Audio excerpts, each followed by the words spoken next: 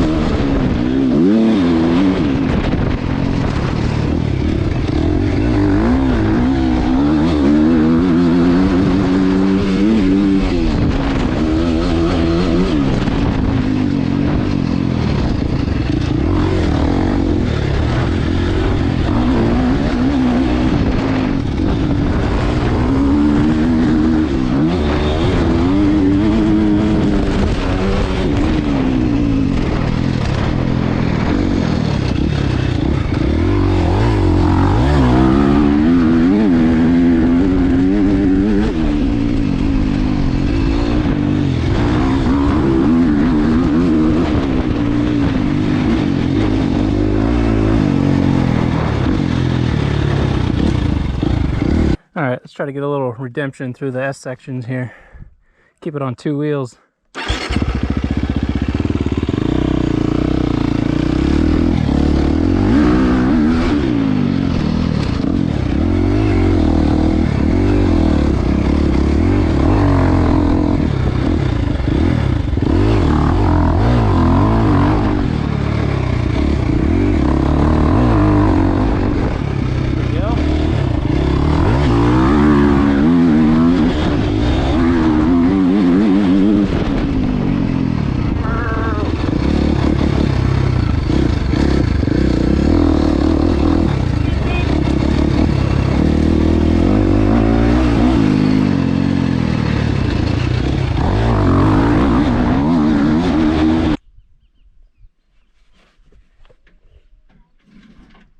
Alright, so that was a lap out here at High Mountain Ranch. The full loop is about 2.5 miles, and it's got some faster sections and some more tight technical sections. That's really a lot of fun, and the conditions today were absolutely epic. We got a bunch of rain earlier in the week, and then it pretty much poured rain all night, and even a little bit today, to make today's conditions the best that they could possibly be. So now, let's break down what makes the 350 XCF Factory Edition a Factory Edition. What are some of the difference between this bike and its cousin, the standard 350 XCF, and the difference between maybe this bike and the motocross bikes as well. So we have my 6-month-old son here, Nixon, and I will break this down for you. My wife's in the background mocking me, and my 2 other kids, you probably hear them in the background. They're running around over by the creek. So the XCF line for KTM is obviously the cross-country line, and I am typically a motocross racer myself, but I haven't raced in a long time, and I'm getting back into riding, and I kind of want to lean towards doing some more off-road stuff. So I went with the XCF for a couple reasons. This is basically the Swiss Army knife of the lineup for KTM, because as far as suspension goes, you still have linkage suspension just like you would on the motocross lineup.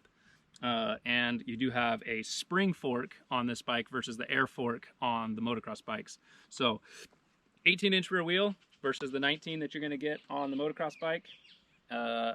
They say that you can feel tire roll. There's some good ruts out here that I've developed over last weekend and today. I don't really feel any of that yet, so we'll keep testing that as we get into more motocross riding on this thing to really see what the difference between an 18 and a 19 is. But so far for me, this thing is hooking up awesome, and I don't have any complaints with the 18-inch rear wheel. So some of the other things that make this thing the XCF over the motocross bike: bigger tank, so you have the white or clear tank. I don't know exactly how many more gallons or liters this holds over the motocross bike, but it is bigger. This bike actually does weigh more than the motocross version of this one because of the bigger tank and the side stand and spring fork versus air fork. Obviously, springs on both sides is going to add a little bit of weight as well. Next would be the transmission. So on the XCF model bikes, you have a 6-speed transmission, where the motocross bikes have a 5-speed. So far, this thing revs to the moon, and I'm only in 2nd, 3rd, 4th gear. I haven't even found 5th gear, let alone 6th gear on this thing yet. So maybe for you desert people that want that extra gear, that you're really doing high speed, that would matter. But so far for me, I'm in 2nd, 3rd, 4th primarily on this thing, and it just pulls in all gears throughout the entire RPM range. And it is, the 350 platform is phenomenal, to say the least. Are you filming me over there? You are, I haven't looked. I bet you are. I'm going to start a behind the scenes YouTube channel. YouTube?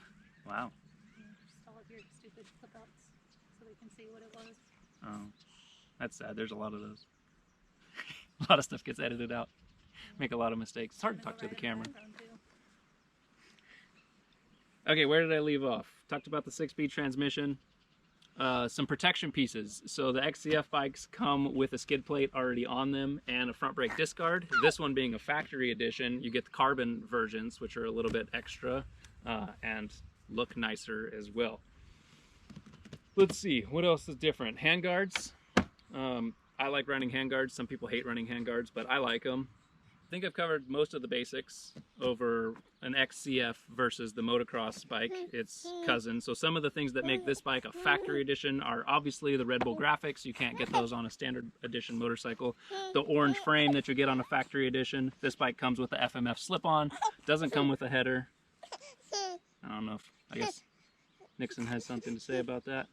Doesn't come with a header. I will get one eventually so I can kind of compare and contrast where the RPM range changes between the stock header and an FMF one.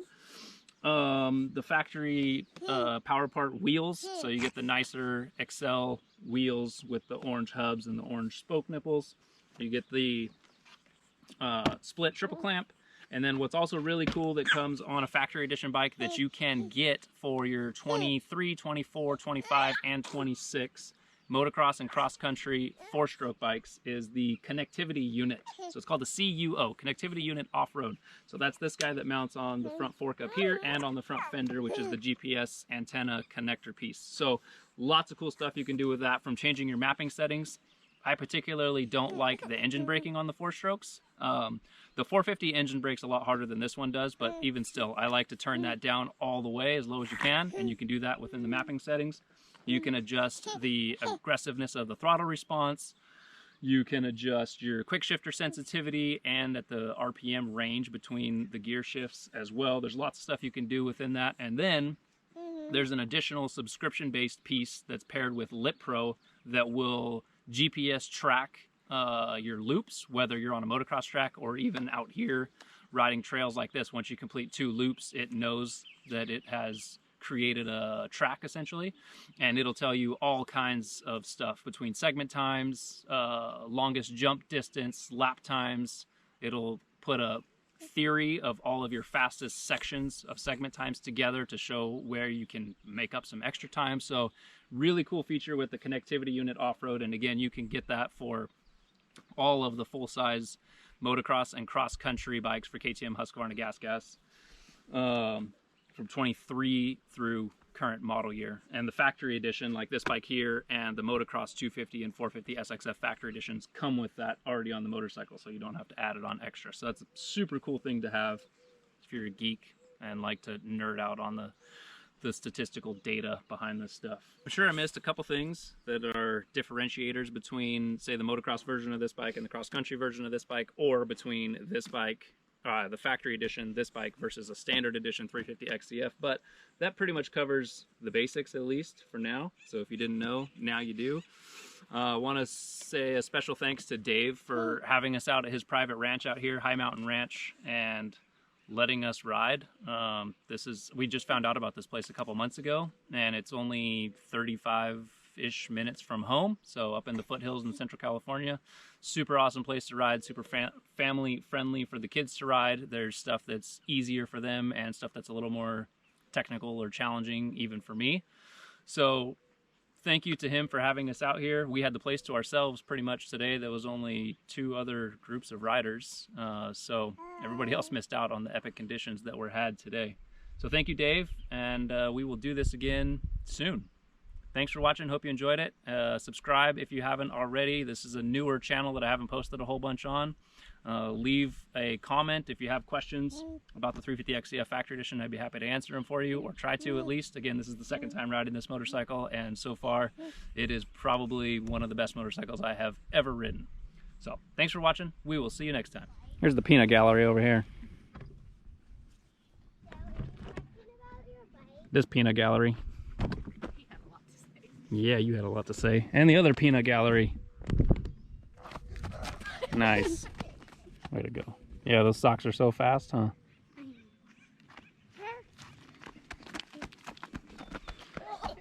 Okay, last one to touch my dirt bike has to load up the whole truck.